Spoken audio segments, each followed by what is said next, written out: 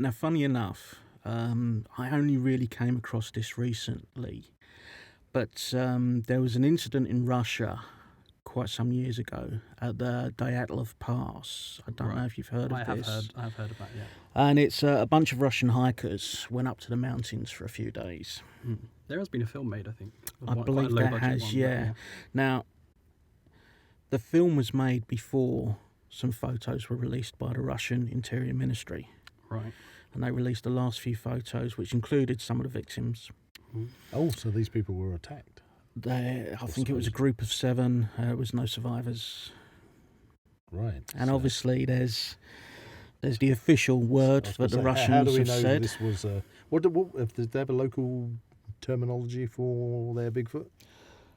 In Russia, it's just known as the snowman. Right, so the snowman, or the Russian. supposedly in this Russian, instance, has attacked and killed 7 hikers. Yes. The Dyatlov Pass. Okay, so how do we know that it's just not? They've come across, off the top of my head, a bit like Deliverance.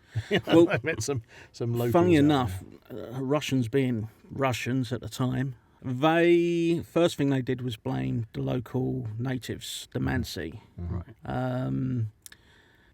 I don't think it was them, but one thing they were doing, the Russian military at the time, they were testing missiles in the area.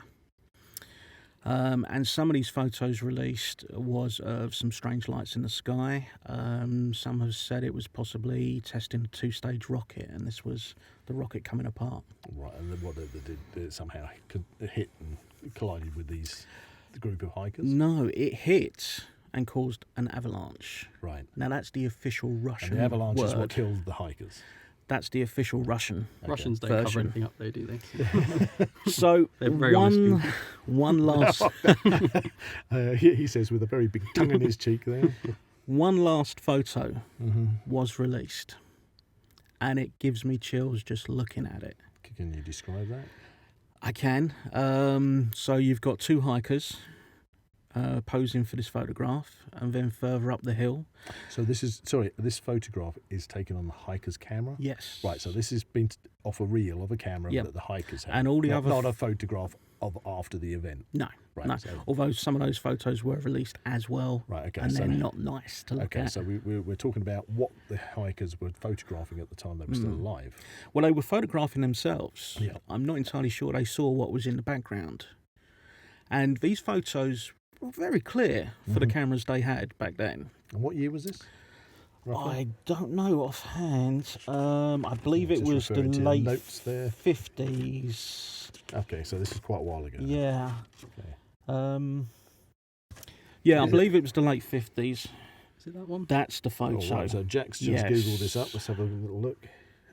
Right. It appears to be some kind of humanoid, creature in the snow. very dark again, Right, dark fur, we'd assume. Can you just zoom out on that? So, listeners, what we've got here is we've got it's obviously winter. The trees are very heavy with Heavy ice snow, and yeah. snow, deep snow, and in the background of this photograph there is definitely best described a bipedal kind of. It does look very much like that Patterson. Yeah, like a Patterson. Yeah. You could even traditional say in one. that traditional pose. Yes. Funny thing is, going to the traditional Patterson shape, I actually think there's possibly more than one kind of Sasquatch.